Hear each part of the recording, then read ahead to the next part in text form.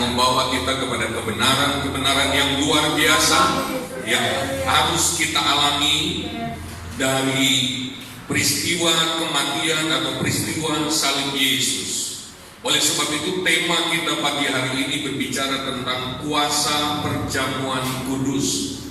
Kita sudah sering mengikuti perjamuan kudus, tetapi ada banyak orang Kristen yang melakukannya tanpa pengertian. Mereka melakukannya tanpa pemahaman yang benar. Mereka hanya melakukannya secara ritualistik saja, atau mereka mengikutinya seperti mengikuti sebuah acara saja, tidak mendalami maknanya. Dan banyak anak Tuhan bukan saja tidak mengalami kuasa yang luar biasa dari perjamuan yang kudus itu, tetapi dalam kitab Korintus yang mereka bukan tidak mengalami berkat, tapi justru mengalami kutuk. Mereka mengalami kelemahan, mereka mengalami kesakitan setelah mengikuti perjamuan kudus. Mengapa, saudara? Karena mereka mengikuti perjamuan kudus dengan tanpa pengertian, sehingga sikap hatinya pun tidak benar ketika mereka melakukan perjamuan kudus. Mari kita lihat beberapa hal tentang kuasa perjamuan kudus. Yang pertama, perjamuan kudus itu di dalamnya ada kuasa peringatan. 1 Korintus 11 ayat 23 sampai 25 berkata demikian, sebab apa yang telah kuteruskan kepadamu telah aku terima dari Tuhan, yaitu bahwa Tuhan Yesus pada malam waktu ia diserahkan mengambil roti, dan sesudah itu ia mengucap syukur atasnya, ia memecah-mecahkannya dan berkata, inilah tubuhku yang diserahkan bagi kamu, perbuatlah ini menjadi peringatan akan aku. Demikian juga ia mengambil cawan sesudah makan, lalu berkata, cawan ini adalah perjanjian baru yang dimeteraikan oleh darahku. Perbuatlah ini setiap kali kamu meminumnya menjadi peringatan akan aku. Saudara, di dalam perjamuan kudus kita menemukan kuasa dari mengingat, saudara. Karena melupakan sesuatu yang penting bagi hidup kita itu sangat berbahaya. Kalau kita lupa, ya, kemarin saya lupa, beberapa waktu lalu saya lupa cek, ya, mobil saya buat jalan, ternyata saudara, tutup radiatornya, reservoirnya itu tidak tertutup rapat, menguap, saudara, kering, saudara. Karena lupa sesuatu yang penting, resikonya sangat tinggi, saudara. Ada banyak orang Kristen tidak mengingat atau bahkan tidak tahu, sehingga dia tidak mengingat apa-apa dari perjamuan kudus, saudara. Oleh sebab itu ada banyak orang Kristen melakukan perjamuan kudus tanpa mengingat. Mari kita lihat, saudara, kuasa dari mengingat dalam Ulangan 8 ayat 18 sampai 20. Tetapi haruslah engkau ingat kepada Tuhan Allahmu, sebab Dialah yang memberikan kepadamu kekuatan untuk memperoleh kekayaan, dengan maksud meneguhkan perjanjian yang diikrarkannya dengan sumpah kepada nenek moyangmu, seperti sekarang ini.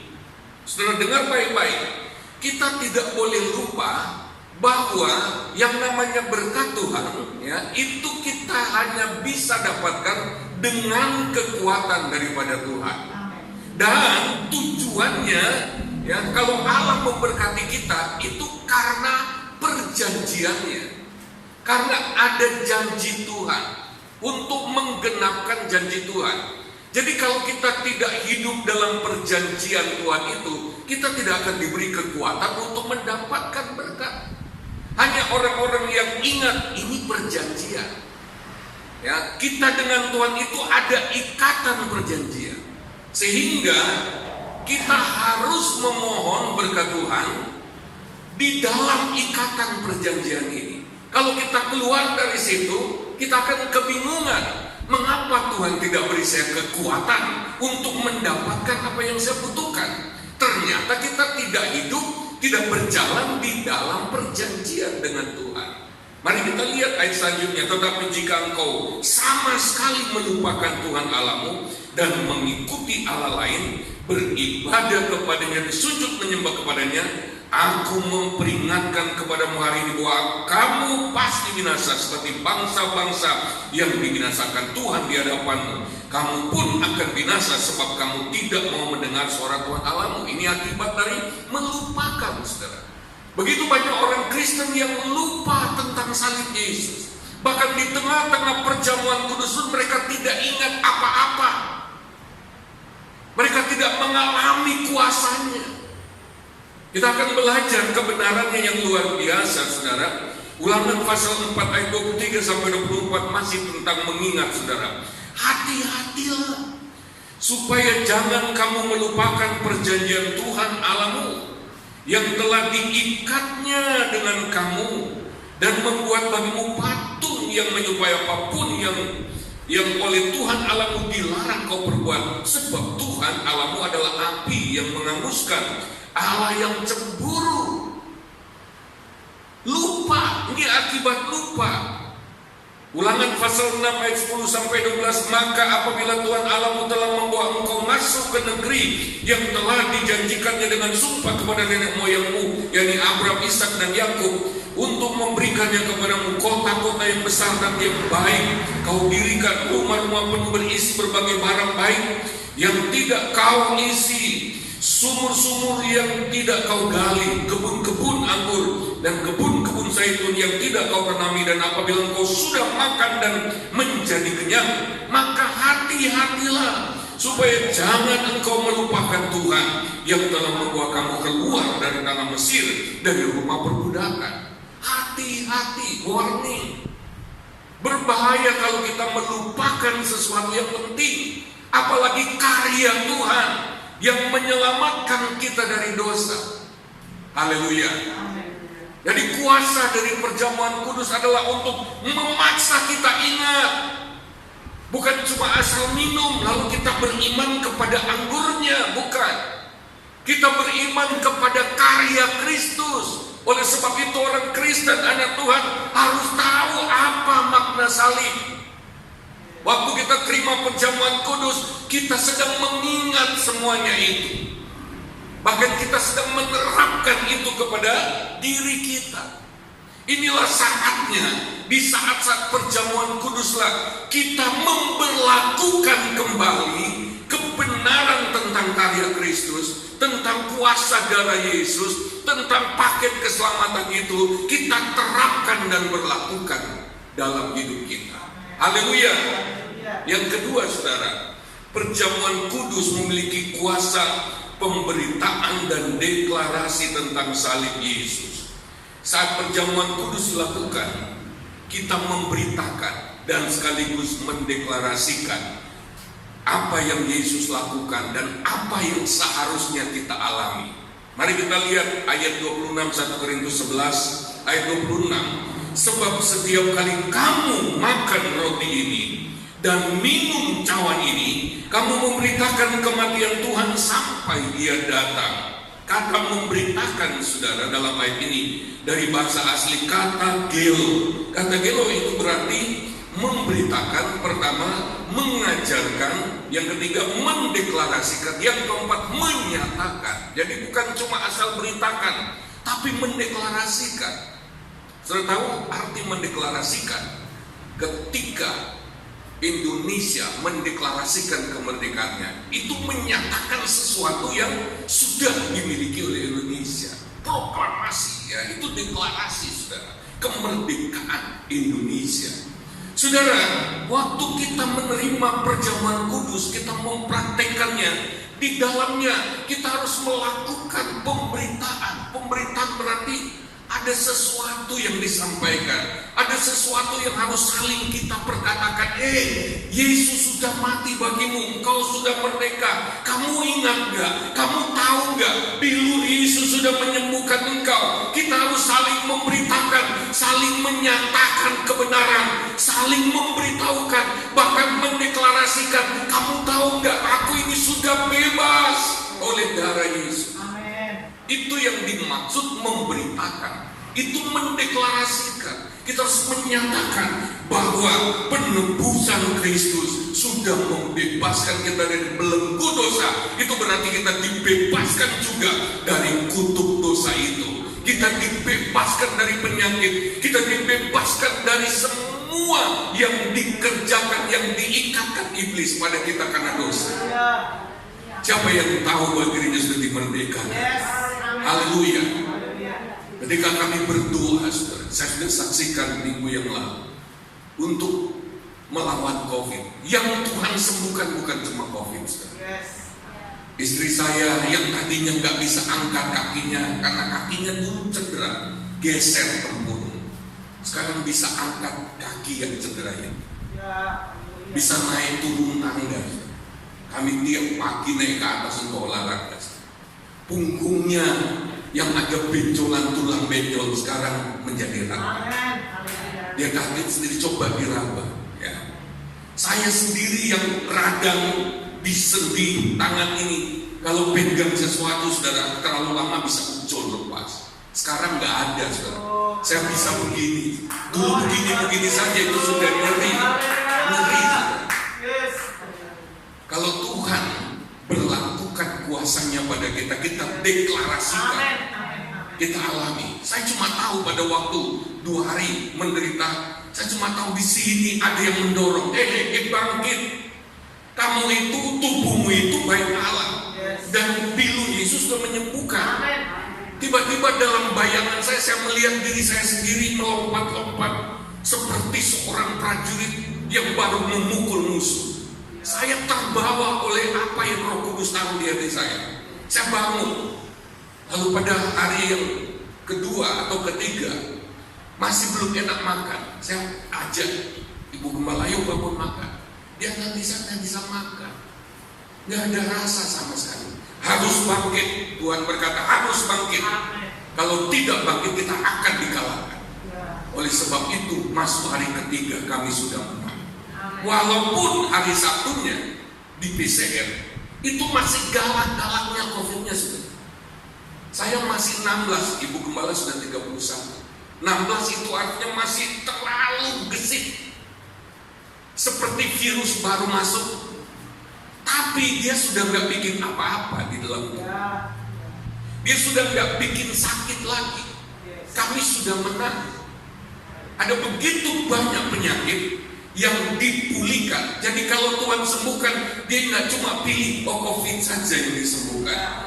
Kesembuhan Tuhan kalau turun, semua penyakit di tubuh kita pasti disembuhkan. Kita perlu deklarasikan. Haleluya. Haleluya. Itu kita coba kita lihat lagi dalam 1 Korintus 1 ayat 21 sampai ayat yang ke-24. Oleh karena dunia dalam hikmat Allah, oleh karena dunia dalam hikmat Allah tidak mengenal Allah oleh hikmatnya, maka Allah berkenan menyelamatkan mereka yang percaya oleh kebodohan pemberitaan Injil. Orang-orang Yahudi mengendaki tanda dan orang-orang Yunani mencari hikmat, tetapi kami memberitakan Kristus yang disalibkan. Untuk orang-orang Yahudi suatu batu sandungan, dan untuk orang-orang bukan Yahudi suatu kebodohan. Tetapi untuk mereka yang dipanggil baik orang Yahudi maupun orang bukan Yahudi, Kristus adalah kekuatan Allah dan hikmat Allah. Itulah berita salib. Jadi ketika kita memberitakan salib, ada kuasa menyelamatkan dari pemberitaan itu. Ketika kita deklarasikan, tadi kita sudah memahami bahwa berita salib itu deklarasi. Kita bisa menerapkan darah Yesus kepada orang-orang atau keluarga kita yang belum percaya Tuhan. Ada dalam kitab Wahyu pasal yang ke-12, saudara, di mana telah tiba saatnya, ya, bahwa Yesus memerintah sebagai Raja, saudara. Dan saudara, keselamatan, nah itu di situ ada 3 yang dipulihkan, keselamatan dan lain sebagainya, saudara. Artinya gereja itu diberi otoritas, bahkan gereja itu harus menjadi arena di mana orang-orang diselamatkan. Haleluya. Oleh sebab itu kita bisa menerapkan kuasa darah Yesus berlaku juga pada keluarga yang belum selamat. Kuasa darah Yesus berlaku kepada dia yang masih menolak Yesus. Haleluya.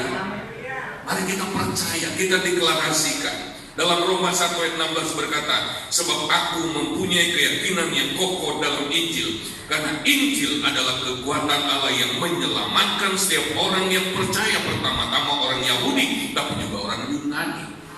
Punya kuasa menyelamatkan. Haleluya, haleluya, haleluya. Jadi berita Injil itu harus disampaikan. Kita harus sergap, harus rajin menceritakan tentang Yesus. Otomatis, saudara, pertama-tama Tuhan itu merancang kita dulu yang mengalami kuasa dari Injil itu. Perubahan harus terjadi dalam hidup kita.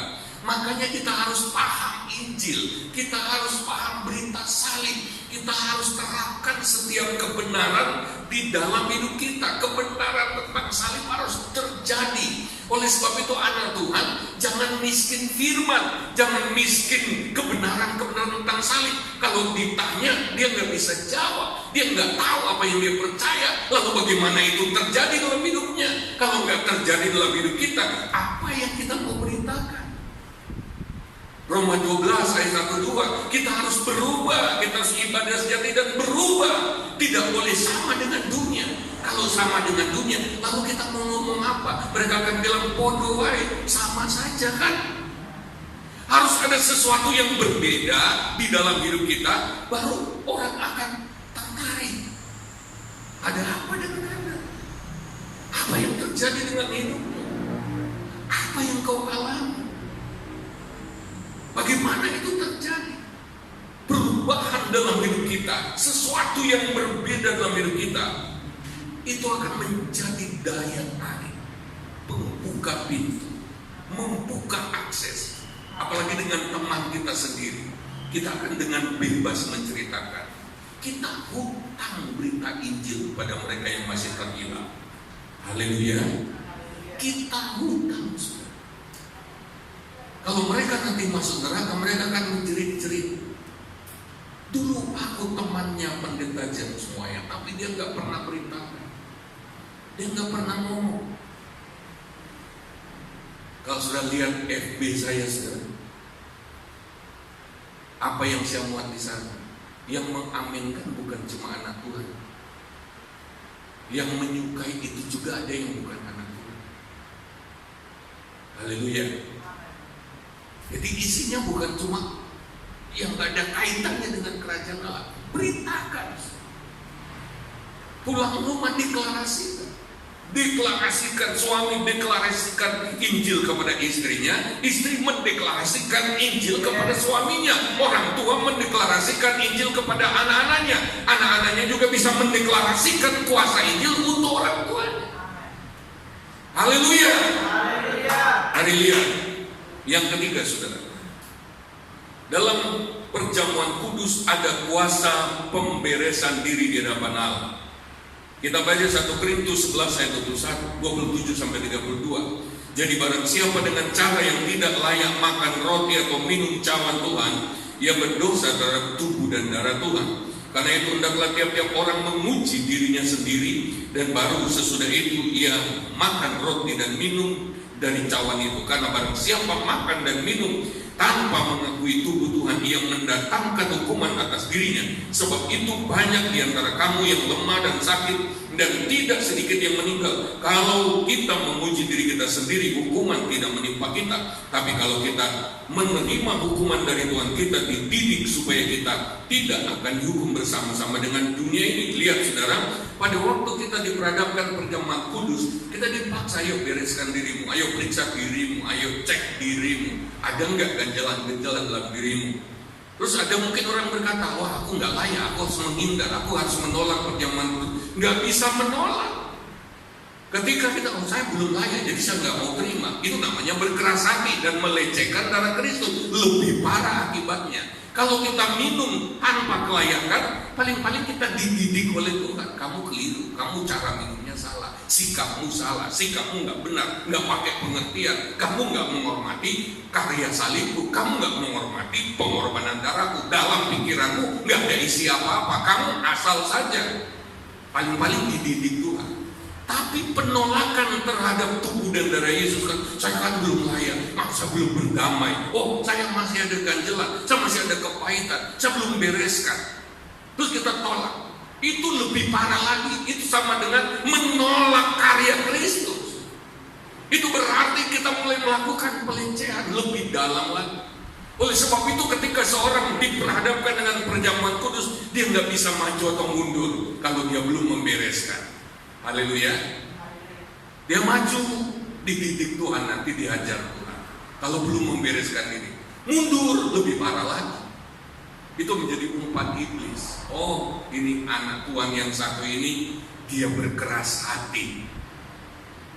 Dia mundur, dia menolak tubuh dan darah Yesus. Itu penghinaan lebih besar. Oleh sebab itu gereja Pentakosta di Indonesia, orang kalau sudah terjebak masuk di acara perjamuan kudus, dia pasti membereskan diri. Gak malu-malu lagi. Karena apa? Maju, belum bereskan diri di hadapan Tuhan, belum benar, dia pasti mengalami ajaran Tuhan. Dia dididik Tuhan. Mundur, gak bisa. Itu berarti penghinaan terhadap tubuh dan darah Yesus. Hati-hati saudara. Kalau ada undangan perjamuan kudus, itu memaksa kita untuk membereskan diri kita. Itulah kuasa perjamuan kudus. Kalau kita sudah diperhadapkan kepada perjamuan kudus, itu berarti pasal kamu harus bereskan. Kalau tidak, konsekuensinya tanggung sendiri. Apalagi kalau orang berkali-kali ya nggak mau hadir perjamuan kudus, tahu di gereja ada perjamuan, tidak mau. Kenapa? Masih memelihara hati yang keras, hati yang pahit. Berbulan-bulan, berkali-kali menolak ikut perjamuan kudus. Apa yang akan terjadi, saudara? Itu berkali-kali dia menolak kebenaran tentang salib untuk diberlakukan dalam hidupnya. Dia terlepas dari kuasa salib. Dia menolak kuasa salib. Oleh sebab itu perjamuan kudus itu bukan hanya mengikuti ritual, juga bukan hanya, kalau menolak, bukan hanya menolak acara, bukan. Menolak ikut perjamuan kudus itu sama dengan menolak kuasa salib Yesus yang melindungi, yang menyelamatkan kita, yang membebaskan kita dari ikatan. Haleluya. Haleluya. Jadi kita harus periksa diri. Tidak ada cara lain, saudara. Yang keempat, saudara, ada kuasa persekutuan. 1 Korintus 10:16. Mari kita hayati, saudara. Mari kita hayati di dalam perjamuan kudus ada apa. Saya harap firman Tuhan pagi hari ini menjadi pelajaran yang harus berulang-ulang. Karena tiap bulan kita ada perjamuan kudus. Bahkan orang-orang tertentu, saudara, dia sering melakukan perjamuan kudus kalau didorong oleh Tuhan. Perjamuan kudus tidak dilarang untuk dipraktekkan tiap hari, tidak dilarang. Dalam Alkitab cuma dikatakan tiap kali kamu melakukannya, kapanpun kamu melakukannya, kamu mengingat. Mari lihat 1 Korintus 10:16. Bukankah cawan pengucapan syukur yang atasnya kita ucapkan syukur adalah persekutuan dengan darah Kristus? Bukankah roti yang kita pecah-pecahkan adalah persekutuan dengan tubuh Kristus? Lalu lihat kuasa dari persekutuan itu, saudara. 1 Korintus 15 ayat 22. Karena sama seperti semua orang mati dalam persekutuan dengan Adam, demikian juga semua orang akan dihidupkan kembali dalam persekutuan dengan Kristus. Haleluya. Persekutuan, kuasa persekutuan membuat ada kehidupan yang baru dalam diri kita. Orang yang tadinya kelihatan tidak bersemangat, orang yang tadinya kelihatan begitu lemah, orang yang tadinya kelihatannya kehidupannya pecundang, saudara. Begitu dia terima kehidupan baru, dia terima kehidupan yang luar biasa. Oleh sebab itu orang yang tadinya kita lihat orang sederhana, kecil, ya tidak masuk kelas apa-apa, tidak diperhitungkan, tapi begitu dia memiliki kehidupan baru, dia bisa bangkit karena hidup di dalam dia luar biasa. Dan ini terjadi di dalam persekutuan dengan Kristus. Haleluya. 1 Korintus 15 ayat 58 berkata, karena itu saudara-saudaraku yang kekasih, berdirilah teguh, jangan goyah, dan giatlah selalu dalam pekerjaan Tuhan, sebab kamu tahu bahwa dalam persekutuan dengan Tuhan jerih payahmu tidak sia-sia. Haleluya. Tidak akan ada jerih payah di dalam persekutuan dengan Tuhan lalu tidak ada hasil. Maksudnya setiap jerih payah yang dilakukan persekutuan dengan Tuhan pasti hasil. Sia-sia itu artinya hampa, nggak ada apa-apa. Kalau kita terus memelihara persekutuan dengan Tuhan, apapun yang kita lakukan, Mazmur pasal 1 berkata, pasti berhasil. Ini jaminan dari Tuhan. Orang yang memelihara persekutuan dengan Tuhan, salah satu caranya adalah melalui perjamuan kudus. Tapi ingat, persekutuan di sini bukannya dengan Tuhan, tapi terjadi persekutuan dengan tubuh Kristus, kata Alkitab. Orang yang bersekutu dengan Tuhan terlihat dari hubungannya dalam tubuh Kristus. Semakin kuat persekutuan seorang dengan Tuhan, pasti semakin baik hubungannya, persekutuannya dalam tubuh Kristus. Semakin dia peduli, saudara seiman, semakin dia mengasihi. Haleluya. Yang kelima, saudara, kuasa tindakan profetik. Kuasa tindakan profetik. Apakah tindakan profetik itu, saudara? Tindakan profetik adalah tindakan secara fisik yang diilhami dan didorong oleh Roh Kudus. Perhatikan, yang diilhami dan didorong oleh Kudus pada saat itu untuk menggambarkan dan untuk menerapkan kebenaran yang Tuhan ingin atau sedang lakukan dan Tuhan genapkan dalam diri kita. Ya, jadi ada tindakan profetik. Ya, contoh. Ya, saya beri contoh supaya kita tangkap dulu, baru saya jelaskan contoh dalam Alkitab. Misalnya kita ingin merebut Indonesia bagi Kristus. Kita doa untuk memenangkan Indonesia. Kita tiba-tiba Roh Kudus dorong, cari peta Indonesia, peta Nusantara, tumpang tangan berapa tangan di situ, rebut Indonesia. Nah, tumpang tangan di peta itu tindakan profetik. Ya, tapi tolong diingat, tindakan profetik seperti itu bukan formula, ya, bukan formula pola yang kita imani. Akhirnya mengimani tindakan profetik, bukan imani Tuhan. Ya, seperti ada orang-orang tertentu ketika ada tindakan profetik tertentu, mereka kemudian menjadikan itu pola tanpa komando dari Tuhan. Tindakan profetik dari yang Tuhan suruh untuk suatu keadaan, suatu waktu dan waktu yang berbeda, untuk keadaan berbeda itu bisa berbeda. Jadi satu pola nggak bisa dipakai untuk semua, nggak bisa diterapkan untuk semua persoalan. Ya, misalnya 7 elemen, 7 elemen dipakai di mana-mana, dicampur-campur elemen air, elemen anggur dan elemen-elemen itu menjadi jimat. Ya, itu artinya begini, mereka beriman ke 7 elemen, bukan beriman kepada Tuhan.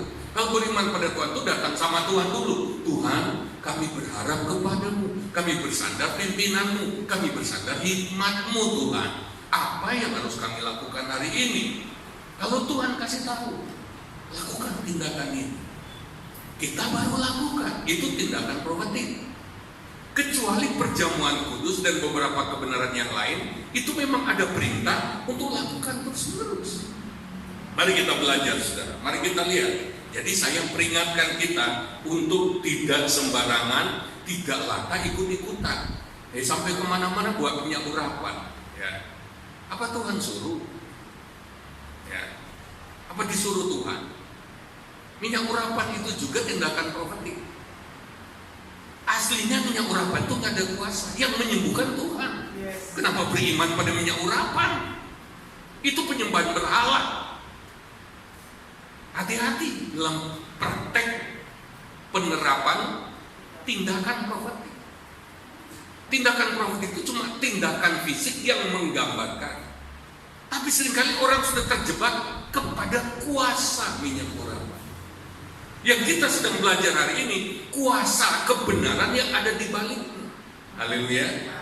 Kuasa kebenaran pada apa yang Tuhan kerjakan, itu yang kita imani. Jadi jangan latah. Jangan sampai kita jadi pemegang jimat. Ya. Nah, mari lihat, saudara.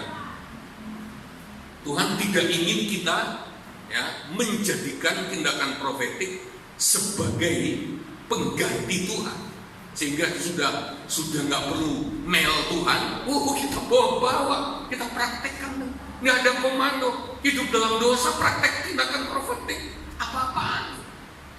Kita harus harus hati-hati dengan pengejaran di akhir zaman ini. Jangan sampai kita malah jadi jauh dari Tuhan. Coba lihat perjamuan kudus lebih dulu, saudara. Keluaran 12 ayat 22 sampai 23. Ini berbicara tentang Paskah yang pertama, yang menggambarkan juga tentang pengorbanan anak domba Allah, domba Paskah, yaitu Yesus. Keluaran 12 ayat 22 sampai 23. Kemudian kamu harus mengambil seikat hisop dan mencelupkannya dalam darah yang ada dalam sebuah basuh. Dan darah itu kamu harus sapukan pada ambang atas dan pada kedua tiang pintu. Seorang pun dari kamu tidak boleh keluar pintu rumahnya sampai pagi. Dan Tuhan akan menjalani Mesir untuk menulainya apabila ia melihat darah pada ambang atas dan pada kedua tiang pintu itu, maka Tuhan akan melewati pintu itu dan tidak membiarkan pemusnah masuk ke dalam rumahmu untuk menulaimu. Saudara, saya memberitahu bahwa apa yang dilakukan oleh orang Israel di zaman Taurat, saudara, tentang korban itu cuma bayangan tentang korban Kristus, cuma bayangan. Jadi kenapa mereka melakukan? Kenapa Tuhan suruh melakukan? Itu tindakan profetik. Waktu mereka melakukan, sebenarnya mereka sedang menerapkan pengorbanan Kristus walaupun belum terjadi. Kebenaran dari pengorbanan Kristus, kebenaran dari prinsip penebusan, itu mereka sedang terapkan dalam dirinya. Ibrani katakan itu cuma bayangan. Jadi tindakan profetik itu membayangkan kebenaran yang sesungguhnya yang terjadi dalam hidup kita. Waktu oles-oles darah itu cuma tindakan profetik, ya. Nah, mari kita lihat Yohanes 6 ayat 54. Mari kita lihat Yohanes 6 ayat 54. Barang siapa makan dagingku dan minum darahku, yang mempunyai hidup yang kekal, dan aku akan membangkitkan dia pada akhir zaman. Makan darahku, minum darahku, itu yang kita praktekkan di perjamuan kudus. Haleluya. Tetapi bukan roti ini yang kita pegang, bukan anggur yang kita pegang itu yang memberi hidup kekal, bukan. Itu hanya menunjuk kepada Kristus. Haleluya. Hanya menunjuk kepada tubuh Yesus dan darah Yesus yang dikorbankan di atas kayu salib.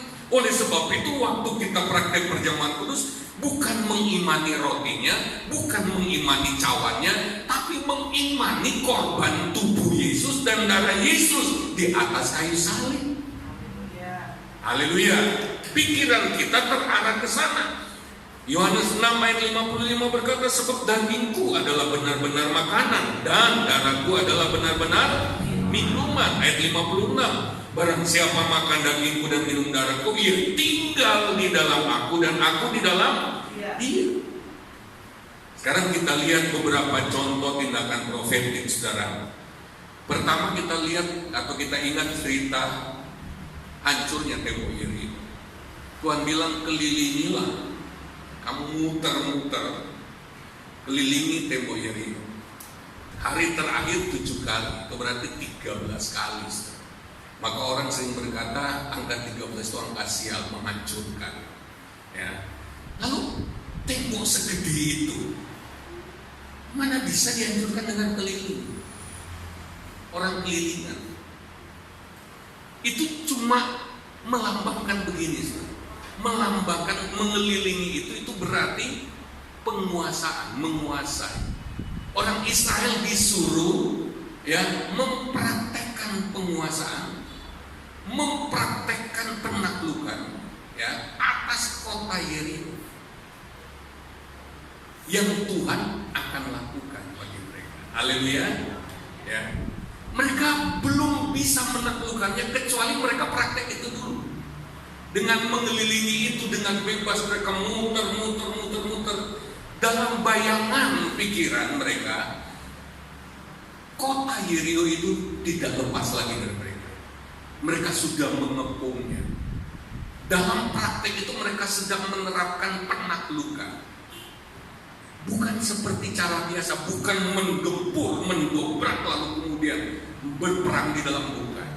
Tetapi mereka hanya disuruh mengelilingi. Aneh, tindakan profetik itu seringkali nggak masuk akal. Itu tindakan profetik.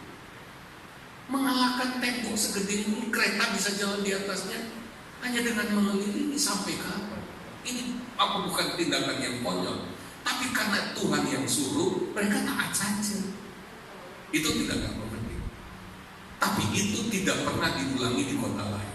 Oleh sebab itu saya katakan tadi, tindakan profetik belum tentu itu adalah formula yang harus dilakukan terus-menerus dengan cara yang sama di tempat yang berbeda. Semua tindakan profetik atas arahan dan dorongan Tuhan. Mari kita lihat lagi. 2 Raja-Raja pasal 13 ayat 18 sampai 19. Perhatikan. 2 Raja-Raja 13 ayat 18 sampai 19. Sesudah itu berkatalah ia, ambillah anak-anak panah itu. Ini Tuhan suruh nabinya untuk berbicara kepada Raja Elisa ini. Lalu diambilnya, setelah diambilnya berkatalah Elisa kepada Raja Israel, pukulkanlah itu ke tanah. Lalu dipukulkannya 3 kali. Kemudian dia berhenti. Tetapi gusarlah abdi Allah itu kepadanya serta berkata, seharusnya engkau memukul 5 atau 6 kali. Dengan berbuat demikian, engkau akan memukul Aram sampai habis lenyap. Tetapi sekarang hanya 3 kali saja engkau akan memukul Aram. Perhatikan. Memukul panah ke tanah itu kok bisa berkaitan dengan memukul Aram? Ini tindakan profetik, tapi atas komando Tuhan. Haleluya. Bukan karangan, bukan kita bikin sendiri. Oleh sebab itu, betapa penting kita dekat dengan Tuhan. Karena seringkali Tuhan akan berbicara kita melakukan sesuatu yang aneh. Waktu kami nggak punya mobil, saudara, istri saya selalu habis doa, api di depan nyetir, aku di belakang. Itu tindakan profetik. Pergi ke mall, tumpang tangannya mobil kecil seperti punya saya. Jadi nggak bisa diganti jadi mobil besar, mobil kecil saja. Ya. Pada waktu mobil ini diberikan ke kami punya uang tinggal tambah kira-kira 10 jutaan untuk dapat R3 supaya jemaat bisa naik. Tapi nggak bisa dirubah. Orang yang memberi juga berkata, Tuhan yang bicara, kasih yang ini. Tapi sudah ada tindakan profetik. Tuhan suruh aneh-aneh. Ya, nanti kita belajar lebih dalam. Kita lihat Keluaran pasal 14 ayat 16 dan ayat 21.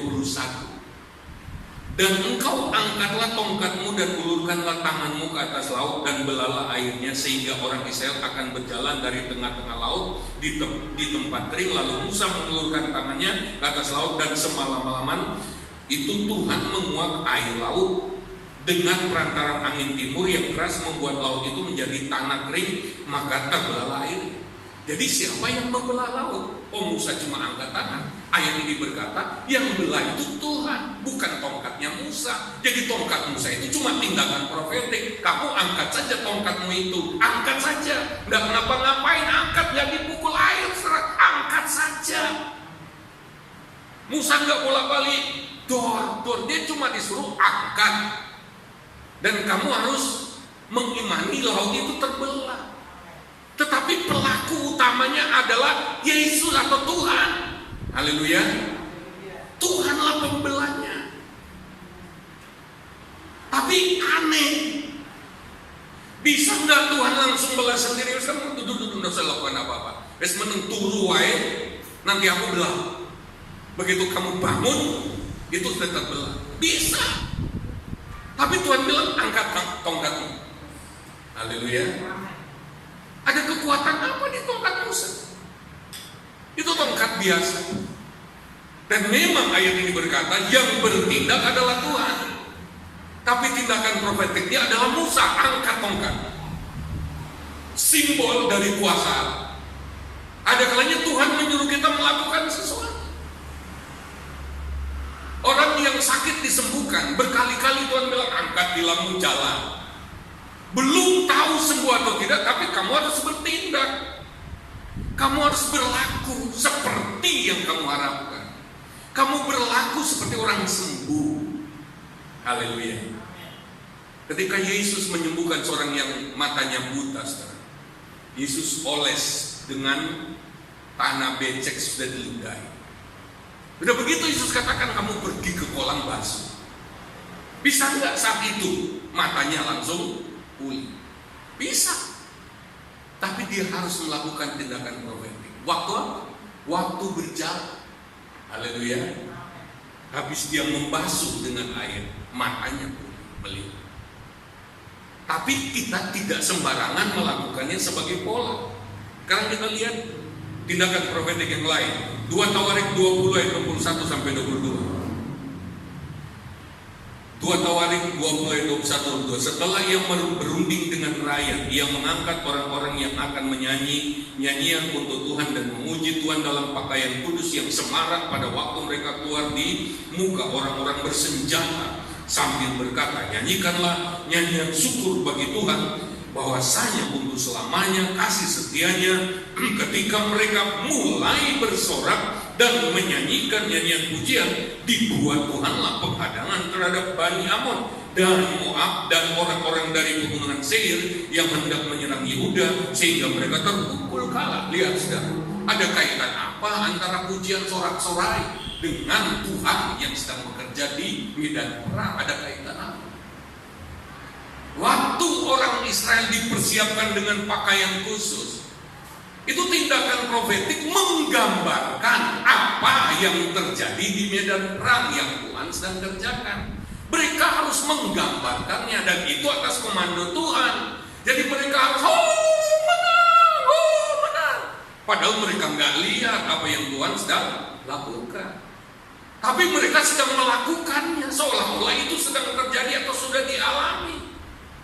Tindakan profetik itu juga adalah tindakan iman karena percaya kepada Tuhan. Haleluya. Belum lihat tapi sudah bersorak-sorai, pakai pakaian khusus lagi. Seperti saya umpamakan, itu pakaian yang menggambarkan. Oleh sebab itu ada gereja tertentu sayangnya jadi pola, saudara. Mereka punya pakaian profetik. Saya juga punya batik-batik profetik, saudara. Tapi kalau saya pakai itu, saya pakai seperti pakaian biasa. Karena saya hanya beli itu sebagai busana pakaian. Tapi mereka dalam acara tertentu mereka yang rancang sendiri. Ada pakaian kebesaran seorang raja menggambarkan bahwa dia raja. Terus menerus. Ya, ada yang pakai pedang di ayun-ayun. Ketika padahal Tuhan nggak suruh. Saya nggak berkata bahwa selalu Tuhan nggak suruh. Bisa saja Tuhan suruh. Tapi kita tidak boleh menjadikannya pola diri kita sendiri. Ya. Ada pakaian-pakaian tertentu dalam Alkitab yang memang menggambarkan sesuatu, saudara. Dalam 2 Raja-Raja 1 ayat 1 sampai 7, itu ketika musuh Israel mengepung Yerusalem, lalu Tuhan menyampaikan apa yang akan terjadi melalui Elisa. Besok kira-kira akan terjadi ini, tapi rajanya nggak percaya. Nah, setelah Elisa selesai bernubuat, ada 4 orang kusta yang nggak tahu menahu tentang nubuat Elisa, tapi mereka bergerak untuk menggenapinya. Waktu itu mereka berkata, kalau kita terus di sini, kita mati. Kalau kita masuk kota Yerusalem, kita mati karena orang kusta nggak boleh, harus dikucilkan. Kalau kita pergi ke perkemahan tentara musuh, ada 2 kemungkinan, kita dikasihani atau kita juga dibunuh mati. Sama-sama kan mati. Daripada mati di sini tanpa berbuat apa-apa, lebih baik kita pergi ke perkemahan musuh. Ini artinya apa, saudara? Tindakan profetik mereka itu bertindak keluar dari keadaan yang tidak ada harapan. Mereka bertindak. Waktu mereka jalan mendekati perkemahan musuh, Alkitab mencatat musuh itu mendengar. Coba saudara perhatikan di dalam ayat selanjutnya, bagian akhir dari cerita ini, saudara. Sebab Tuhan telah membuat tentara Aram itu mendengar bunyi kereta, bunyi kuda, bunyi tentara yang besar. Sehingga berkatalah seorang kepada yang lain, sesungguhnya Raja Israel telah mengupah raja-raja orang Het dan raja orang Misraim melawan kita supaya mereka menyerang kita. Karena itu bangkitlah mereka melarikan diri dan seterusnya. Yang datang cuma 4 orang kusta, tetapi mereka mendengar kereta dan pasukan besar. Haleluya. 4 orang kusta ini bertindak, mereka bagian dari penggenapan nubuat. Setelah mereka menemukan perkemahan kosong, sementara dalam kota Yerusalem terjadi kelaparan karena penghukuman itu, mereka lah yang membawa berita ke dalam kota bahwa tentara itu, musuh itu sudah lari semua dan di sana banyak makanan. Terselamatkanlah Yerusalem dan penduduknya. 4 orang kusta ini tanpa sadar, tanpa dengan nubuat, mereka didorong, ayo bangkit, lakukan sesuatu. Seringkali kita mungkin juga seperti 4 orang kusta ini. Kita terjebak pada keadaan di mana semua tindakan kita mati langkah semua. Semua langkah yang kita ambil tidak memberi harapan. Dalam keadaan demikian, kita harus bertindak sesuai dorongan Tuhan. Haleluya, haleluya. Ini tindakan profetik. 4 orang kusta ini tidak melihat sesuatu yang pasti. Mereka cuma didorong. Kenapa mereka bergerak? Itu berkaitan dengan firman Tuhan, nubuat firman Tuhan. Pasti orang kusta ini bangkit bukan atas kemauan mereka sendiri, tetapi itu berkaitan dengan komando Tuhan. Bangkit kamu, ya. Tuhan gak kasih penjelasan yang detail. Tuhan cuma bilang lakukan saja. Mereka bingung, kemana? Ke Yerusalem mati, ya. Tinggal di situ terus mati. Ke perkemahan musuh mati. Kok milihnya ke perkemahan musuh? Mereka pergi, mereka bertindak. Ada kalanya Tuhan itu ketika menyuruh kita melakukan sesuatu, sepertinya tidak pasti. Oleh sebab itu, kita harus dekat dengan Tuhan supaya kita tahu itu tindakan yang benar. Sedikit lagi saudara, Kisah Para Rasul 19 ayat 12. Ada benda-benda profetik saudara. Kisah Rasul 19 ayat 12. Bahkan orang membawa sapu tangan atau kain yang pernah dipakai oleh Paulus dan meletakkannya atas orang-orang sakit, maka lenyaplah penyakit mereka dan keluarlah roh-roh jahat. Tapi saat ini tidak semua sapu tangan pendeta-pendeta KKR, ya, pendeta-pendeta yang diberi karunia menyembuhkan, lalu kita bisa minta sapu tangannya, lalu kemudian kita bawa kemana-mana, lalu bawa ke rumah sakit terus menyembuhkan orangnya. Pada waktu itu Tuhan yang mendorong mereka, sapu tangan saja. Roh Allah sedang bekerja luar biasa, sehingga sapu tangan Petrus pun bisa dibawa, lalu kemudian orang yang sakit sembuh. Karena pada waktu itu Petrus gak sanggup lagi melayani begitu banyak orang sakit. Nah sekarang ini kan banyak pendeta. Haleluya. Waktu itu cuma ada 1 Petrus, sehingga Petrus sapu tangan saja. Sebenarnya yang menyembuhkan mereka adalah Tuhan, bukan sapu tangan. Sapu tangan itu cuma tindakan profetik saja. Waktu itu mereka begitu lemah, kurang paham, sehingga perlu tindakan profetik seperti itu. Yosua 1 ayat 2 sampai 6.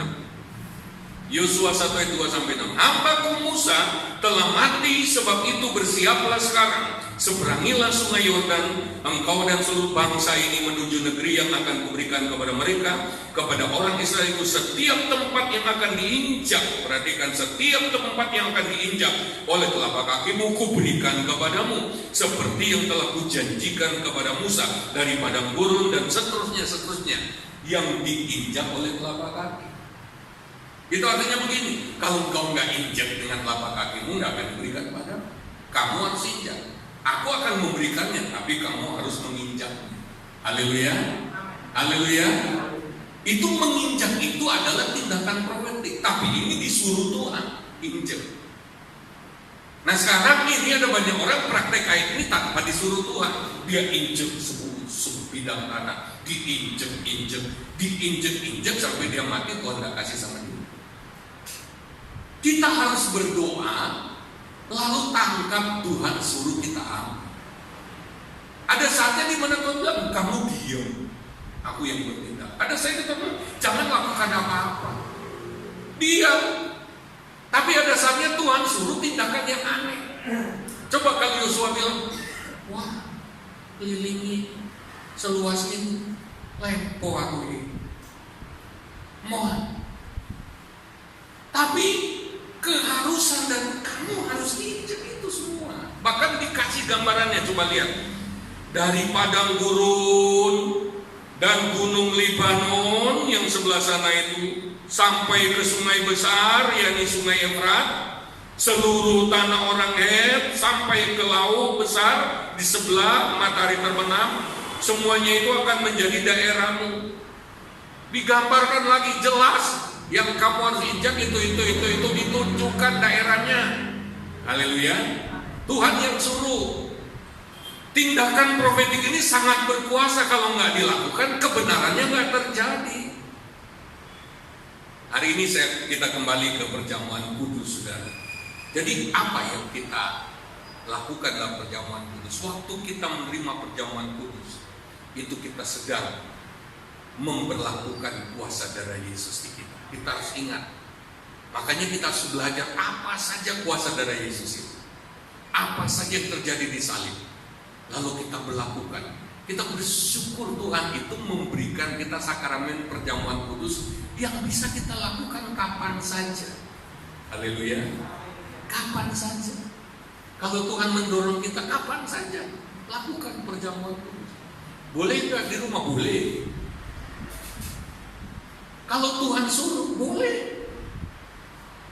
Nggak ada syarat dalam Alkitab yang harus melakukannya harus pendeta, harus membawa pimpinan pendeta. Enggak. Siapapun, asal paham. Kalau melakukan tanpa paham, Alkitab sudah melarang. Jangan melakukan sembarangan. Harus paham, harus mengerti maknanya. Dan itu ketika kita minum darah Yesus, kita menggambarkan kita sedang meminum kehidupan Yesus itu sendiri. Haleluya. Ketika kita minum anggurnya, kita sedang membayangkan bagaimana unsur-unsur dosa dalam diri kita dibersihkan semuanya. Haleluya. Bahkan disterilisasi, penyakit-penyakit juga disterilisasi. Waktu kita makan tubuhnya Yesus dalam bentuk roti, pikiran kita ke tubuh Yesus, kita membayangkan penyakit kita yang ditaruhkan ke Yesus dan dialami oleh Yesus, dipikul oleh Yesus. Lalu muncullah bilur-bilur bekas luka. Bekas luka itu, di dalamnya itu ada penyakit kita. Kita bayangkan bagaimana dia ambil. Kita bayangkan bagaimana dia angkat tumor kita, kanker kita, lalu ditempelkan pada dirinya. Kita bayangkan kita periksa tubuh kita, tidak ada sakit lagi, tidak ada tumornya lagi. Itu yang kita lakukan secara profetik. Waktu kita makan, kita bayangkan, kita imani apa yang Yesus lakukan bagi kita. Bukan asal mbok, bukan asal minum, bukan. Kita harus paham segala sesuatu yang ada di dalam tubuh dan darah Yesus yang kita praktekkan melalui perjamuan kudus. Itu kita sedang menerapkan. Musik maju ke depan. Mari kita siapkan hati. Darah Yesus, tubuh Yesus yang dikorbankan, salib Yesus adalah pembebas kita dan juga adalah sumber keselamatan kita. Saudara sekalian, mari kita mau belajar melakukan ini dengan kesadaran, dengan sikap yang benar. Nyanyikan karena salibmu ku hidup. Karena salibmu ku hidup. Karena salibmu ku menang.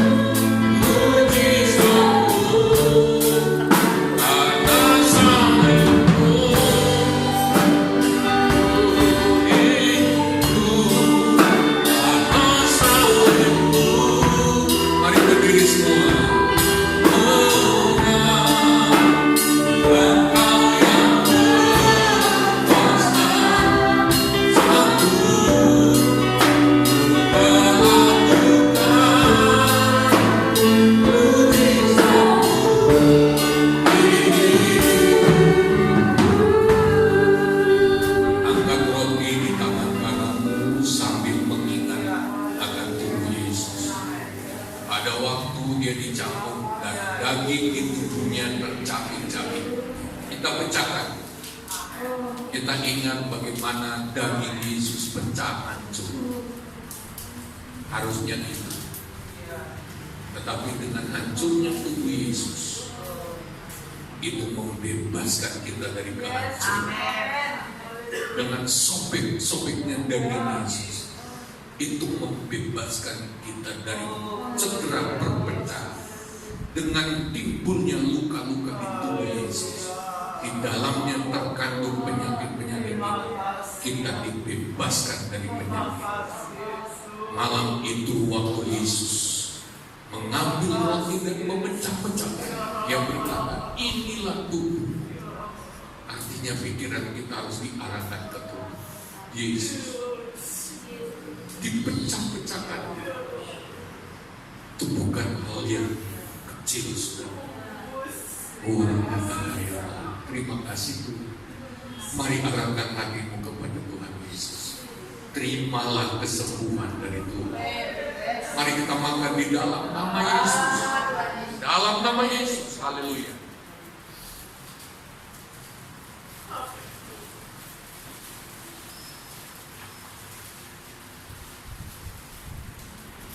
Firman Yesus menyembuhkan kita. Kita terima dengan sikap dan pengertian yang benar. Biasanya orang yang ikut perjamuan kudus, dia akan menjadi segar tubuh. Dia akan menerima kekuatan yang baru. Bukan semata-mata dari roti itu, dari aku, tapi langsung dari Yesus.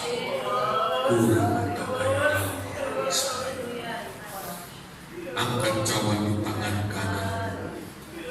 Lalu ingat setiap tetesan darah Yesus. Ingat, bayangkan dari tangannya, dari kepalanya, darah itu menetes sampai habis. Dihabiskan hanya untuk bayar keselamatan kita, hanya untuk basuh dosa kita. Kalau dosa kita sudah dibasuh, disucikan, itu berarti tidak lagi ada alasan untuk penyebab dosa itu ada dalam tubuh kita. Kita dibebaskan.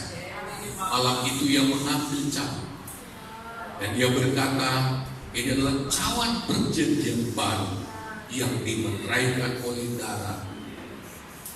Perbuatlah ini setiap kali kamu meminum atau memakan, menjadi peringatan akan aku. Mari kita mengucap syukur dan meminumnya. Terima kasih Tuhan, terima kasih. Dalam nama Yesus, mari kita.